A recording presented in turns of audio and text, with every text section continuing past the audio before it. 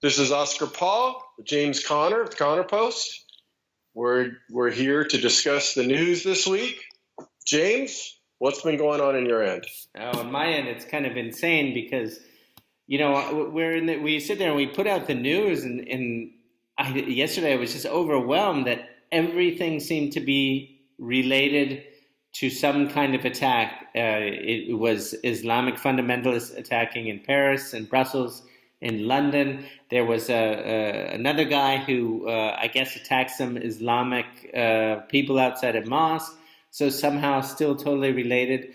And then the news freaking out that it was obviously right wingers. Whereas whenever there's another attack, they're always like, "Oh, we don't know who did it. It must have been someone depressed. I don't know." And then today I saw in a podcast with Stefan Molyneux that they mentioned this an article I'd missed. I haven't put it up yet, but in Sweden they've done a report. They've done a study, and over 150,000 women in Sweden. We're talking a country that has 10 million people. 150,000 women have undergone female genital mutilation, which is like not like circumcision. That's like torture. It's like a severe deforming operation that just it ruins a woman. And these numbers are just staggering. You think, who would ever say that? Who would ever think of a day that you would talk about 150,000 women in Sweden have undergone female genital mutilation? It's incredible. So what's going on in Europe? It seems like that's all that's going on in Europe. Yeah. Yes, it's so. I just get sad when America has a lot of problems, but when I hear all the stuff in Europe, I get very sad. That's the mothership, for my family and for many Americans, and the acceleration, the deterioration of this crazy policy that these politicians had to know that there was going to be outcome. They didn't even know who these people were that they let in. And I look at this as complete destruction of the cultures. And so when I look at it, I actually don't look at the Islamicists as necessarily, my enemy. The enemy is the people that allowed this to happen. And the left-wing politicians who make laws that you can't even say what I'm saying right now. I've been to Sweden. It was a wonderful place when I went 15 years ago. I can't imagine what it's like now. And I feel sad. And that, we had a genital mutilation issue here in Detroit, in Minneapolis, I believe it was. There's 2 doctors arrested. Female doctor, nice looking, pleasant face, and she's been doing all these operations on the side. So, there's nothing more you can say is that other than Europeans have got to wake up quickly. Demographically, they are so in trouble if they don't quickly. Belgium is apparently, 25% Islam now. So it's we have a real issue there. A giant no-go zone. With this talking about these huge numbers for female genital mutilation, remind me a little bit. I remember I used to sometimes hear, I don't know, girlfriends or friends, people talking, and they talk about the aspect of Islam, that these women in their full veils and coverings, that there was actually rumored to be very sexy, and then they were really wearing lingerie underneath, and they really had interesting lives, and then I think I remember hearing these things, and it must have been when I was younger, and there really wasn't much contact with these people. Now I see these people, and they don't seem like happy people to me. And the numbers are so high that I think whenever you're looking at a religious community of Islamists, you have the impression that all the women have been mutilated, and it's horrendous. And I don't think there was anything. The pretense that any of this is sexy or that they have some secret lives that are interesting, I don't buy it. What I will say, a couple of stories we did cover and or have been covering and talk about what's happening. So it's left-wing politicians, but one thing I talk about is the new Prime Minister of Ireland. That's on the Connor Post today, and his name's Leo Varadkar, and his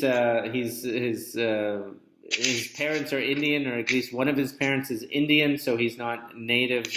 He's not an Aboriginal Irish guy, and he's gay as well.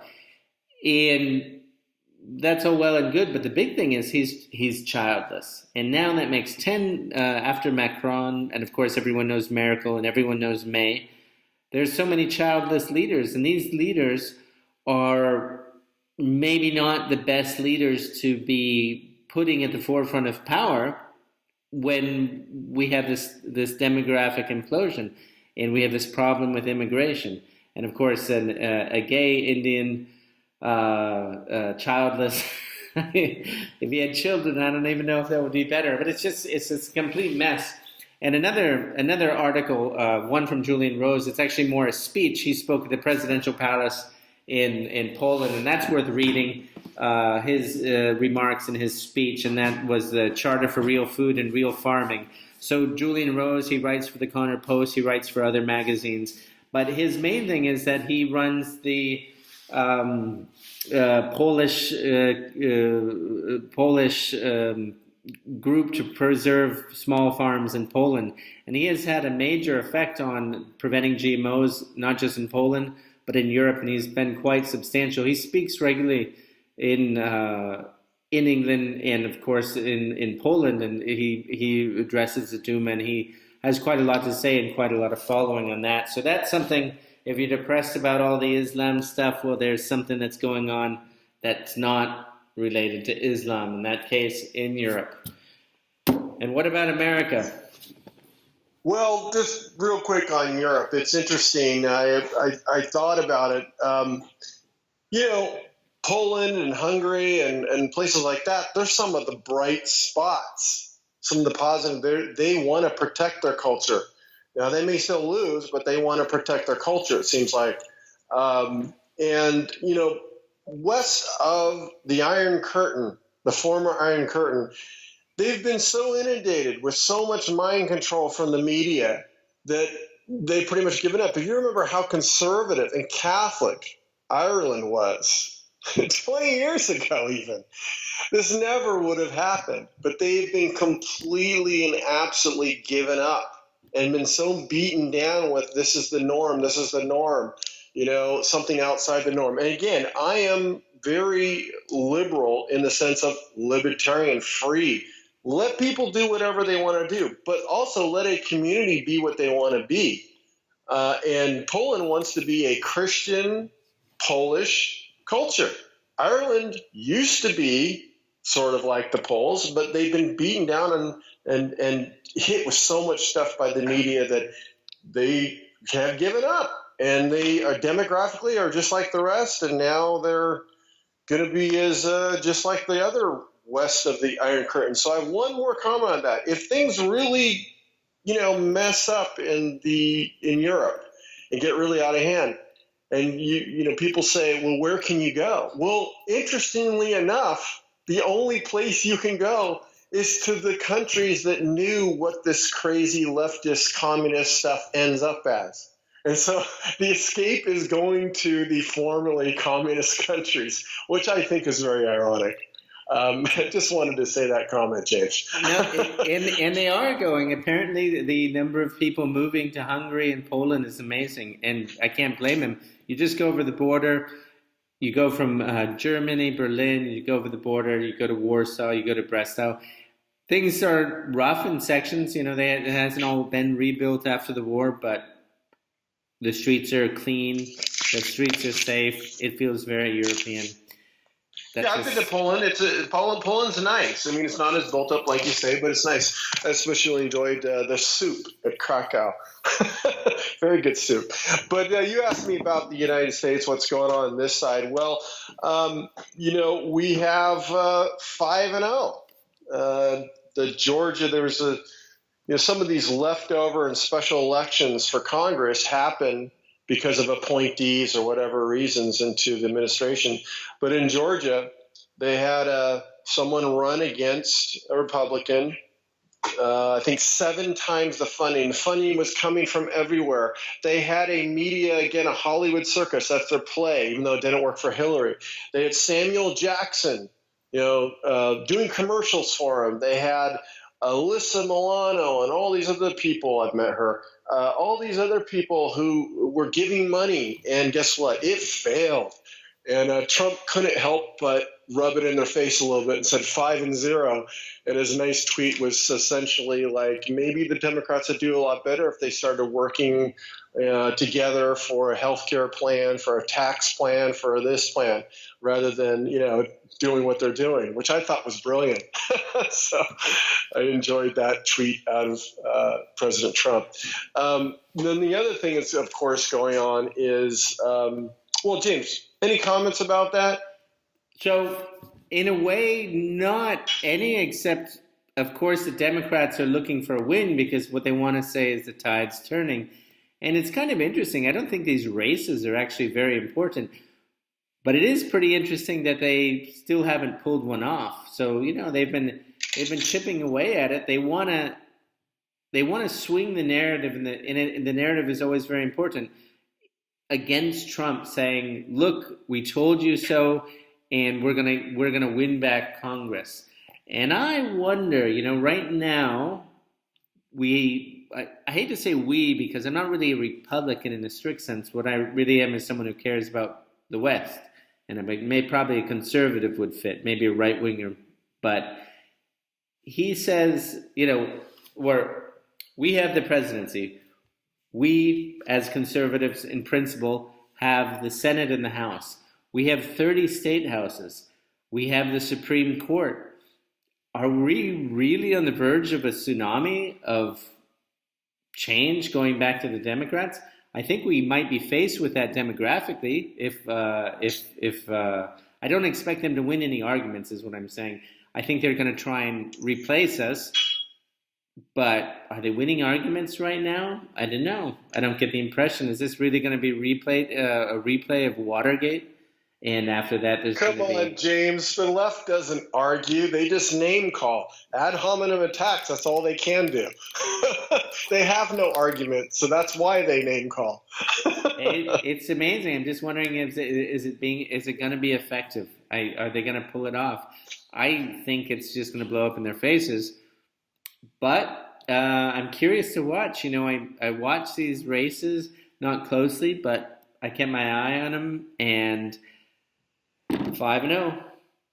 5-0. Yeah, well, I'll say I don't belong to groups and I don't belong to parties. I'm like you. I just want what's best for Western civilization and the respective countries. But, I will say they see Trump as the weak point.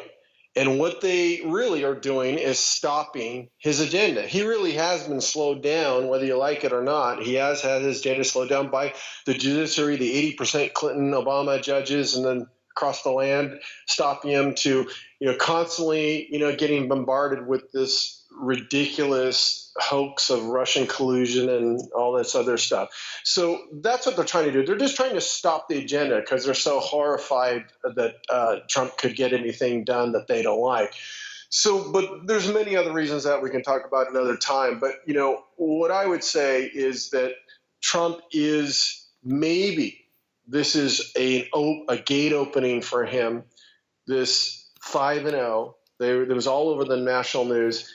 And now he has a little bit of wind behind him again. And in addition, what's going on is with the congressmen that were shot at the last week or a week and a half ago by a Bernie Sanders supporter.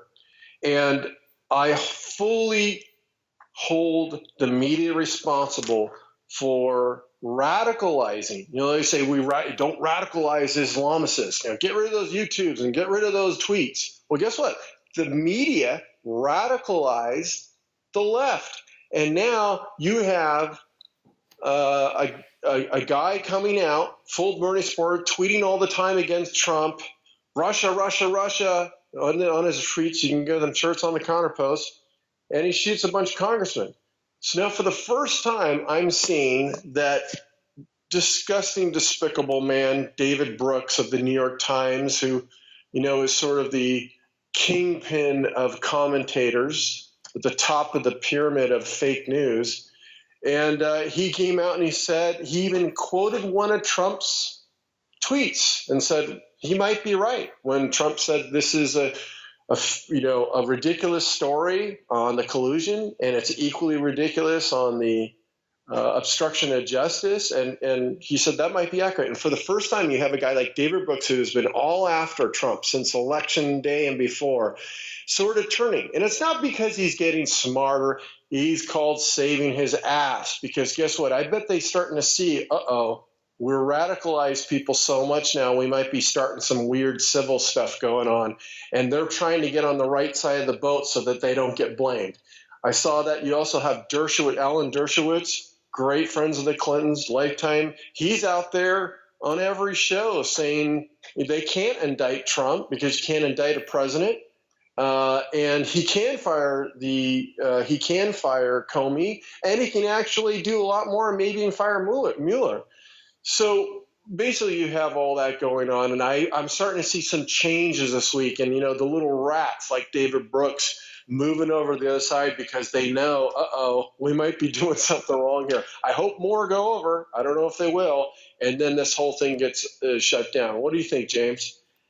Yeah, I'd say that's a pretty good overview. These two elections also they kind of took everyone's attention. So we'll see in the next days how it continues. It seems that the Democratic left strategy is just to keep making insinuations, endless insinuations, and I think that's going to blow up in their face. But I don't know. They're that's their game plan. They're pushing it. So we'll see. Are they really going to back off? I don't know. Yeah, and one thing we ought to just mention is Mueller and the team he has put together. Now, if anybody knows who Mueller is, it's for the international audience. He used to run the FBI all the way back during 9/11, all the way up, from he ran it for like over 10 years. And the thing is, they keep saying what a great guy he is, very nonpartisan. Well, no. First of all, he's good friends with Comey. Their families go out and play together and go out and eat together. That's a complete conflict of interest. Secondly, he's appointed a bunch of high-powered lawyers, all of which so far are Clinton, Obama, and DNC donors, Democratic National Committee donors. So it's basically complete farce, because you have to have people that don't have conflicts. Well, there's already conflict showing up. Secondarily, if you really dig into Mueller, and maybe we can dig up some of these old articles and put it up, he really messed up a lot of stuff and covered up a lot of stuff. People may remember the anthrax problem after being mailed in the mail after 2001. That was a complete messed up investigation. He covered the whole thing up. He basically was responsible for a lot of things that did not play out well under the FBI. And maybe we can dig up some of that stuff. But he's not the statesman that everybody says he is. He has huge conflicts as a friend with Comey. The whole council was only put together after the fact that Comey leaked his notes to get the investigation going, which again is another problematic situation. So the whole thing stinks. So what's he going to do?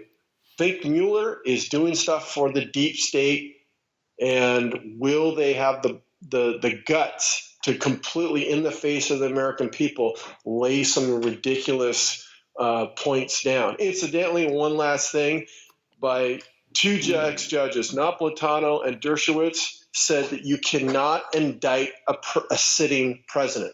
You have to impeach him first, get him out of office, and then indict him. And that's a policy that goes back to Nixon, Clinton administration, and all. It's all written down at the Justice Department. So they can't even indict him anyway.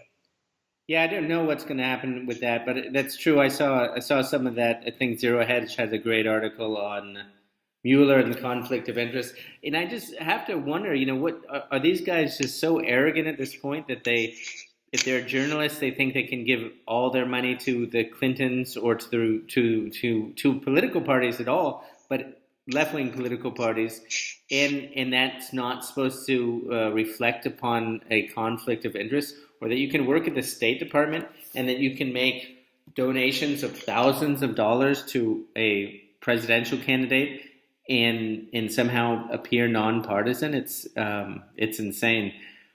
So what you know what? It's creep. It's creep, James. It's basically if someone steals a candy bar, a year later you're stealing a car, and hey, it's all okay. We just stole a candy bar, now it's a car. These people have so much corruption going on in D.C. that it's the new normal to be basically a criminal in D.C. And I think that the deep state and many congressmen, Republican, Democrat, are very, very afraid if and want to get Trump out of there because this corruption, amongst other things, are going to come out. Whatever you think of Sessions, of senators, he was a pretty straight up guy, whether you like his policy or not. And so if Sessions and Trump decide to go after some of the corruption, I think they're afraid of what could happen. And that's one reason why they really have to get something going. And they're throwing everything but the kitchen sink at Trump. It's not really sticking, and they're going to panic more. So then the next point is, Trump better be careful and look out and stay in bulletproof cars. I hate to say stuff like that, but, if these guys get desperate enough, I don't know what they're capable of. Yeah, no, and I think sometimes this is also to mention. There was just another spat of in Mexico, our neighbor, dropping heads on a floor somewhere. They have this thing. They like to behead people, and people think of Al Qaeda and they think of ISIS beheading people, but the massive beheadings seem to go on in Mexico. And in a way, that's what we're fighting about. We're like trying to not have America turn into Mexico. We're trying to preserve kind of our liberties and our financial and economic status. And you look at Mexico and you go, what a mess. It's got the second highest murder rate right now in the entire world after Syria and ahead of Afghanistan. And then just to the north, what a mess they are. They're completely insane. Now they've just passed legislation saying if you don't use the right gender pronoun with trannies, that you could be liable for prison, and just what a slippery slope and what an insane direction for any kind of legal form to go. It's out of control. And so America, all that's going on, if Trump's not there, of course he has to build the wall, but otherwise. Yeah, if he doesn't dismantle the deep state, what are we going to have? What are they going to do? Open the borders with Mexico? Start legislating like Canada? It could just be a disaster. Yeah, and in some ways it already is. California is pretty much lost. If just a quick 30-second story. I was coming out of camping out of the Sierra Nevada a few years ago, and I was with my girlfriend at the time, and we're driving into the outskirts of Fresno, and she needed to go use the restroom. There was thousands of people and cars, all Latins, kind of rioting. This is a few years ago, never got on the news, rioting, like lighting fires in the street. When we stopped at a stoplight, they come up to our doors. And I was just saying that it was sort of like a fiesta going impromptu. The police were standing away, and because they couldn't take on thousands of people with, cars jumping up and down. I forget what those cars do with the air shocks. And I was like, wow, this is America. This is California. We can't stop. We have to roll up our windows. We're scared. The cops are scared. And I said, it's over. I mean, California, at least parts of it, are completely and absolutely a different country now. And so I just want to say that I think the only solution eventually is people are going to migrate to certain parts, certain states, and they're going to self-separate of some ways, except for some of the multicultural cities, which have always been multicultural, and that's fine. That's great. That's fun for people. I like it. But, I think that people are not going to be able to be forced to stay together like the U.S. government's trying. As far as Canada, that's a complete joke. I mean, they're already they're prosecuting some company up there I don't know what happened to Canada. It seemed to be the voice of reason maybe 25 years ago, but now it's just, I'm not sure what that place is. Yeah, it's amazing the effects of uncontrolled mass migration. I think someone was tweeting today. I saw something going around that saying, in California, this was someone on the left. They're saying, I wish I could remember her name, but I can't. She was saying, "Wake up, everyone! We didn't win any arguments. What we won was demographics, and that's how we'll win in the future." And she had tweeted a picture of the changing demographics of California, and it's just really clear. It was a reliably red state. It was a conservative state when my parents moved there back in the 50s and 60s. And the only thing that changed was the people. The people got switched out, and that changed a whole lot. Yeah, funny, I just want to say, James, Tucker Carlson, he's a great guy to watch because he actually has some critical thinking skills, some analytical skills, some good debating skills. And he'll talk to anybody. But anyway, he said it. You don't see this too often in mainstream media. He said that he goes, I don't understand why. He was talking to Mark Stein of Canada, who's gotten in trouble with the Canadian government. And he said, I don't understand. Tucker said this. I don't understand why is it always one way? Why is it only Western countries? He asked the question on national television. Western countries being forced to integrate and take in all these people, but but you don't see Riyadh or Japan being forced to do the same thing. So Tucker actually asked the question. God bless him. And now the question needs to be asked by a lot more people. Why is it only Western civilization countries being targeted? Why was Canada targeted? It was an 85% white country. I think it still is, and it can't be. So they're changing that place rapidly. So anyway, I thought that was very interesting that Tucker Carlson on national television asked the question. Even out of him and Fox, you'll never hear that. Well, I am not sure, but I think Tucker Carlson is maybe from California, and Marlowe from Breitbart is certainly from California, and Breitbart was from California, and Steve Bannon, I don't know, but Breitbart they have their offices in California, I think in the South. And so many people, Steve Saylor, Unz.com, they're all Ron Unz, he's from California. I think the American Thinkers from California, we're from California. I mean, of course, we're in Berlin, London as well, but, a good number of our people. Sylvester's in California full-time. I'm in California part-time. You spent over the years time in California. It's because they see the future, James. They see the future of what is going to happen to the rest of the country. Oh, I was going to say, it's a little bit time to wrap up here. If you have any other comments. Oh, yep, we're on the same page. I will say I've added a lot of YouTubers that are great. A lot of women that I've been discovering lately. It's amazing that in YouTube, I'm seeing more and more some of the best conservative thought is going over YouTube. And take some time to look at the different channels we've been putting up, explore a little bit. And also I would say that, we're going to start taking contributions over the Connor Post. We appreciate you guys pitching in to make sure we can make this happen. Okay. And thanks, and we'll talk news again next week. Okay, James. Thank you. All right.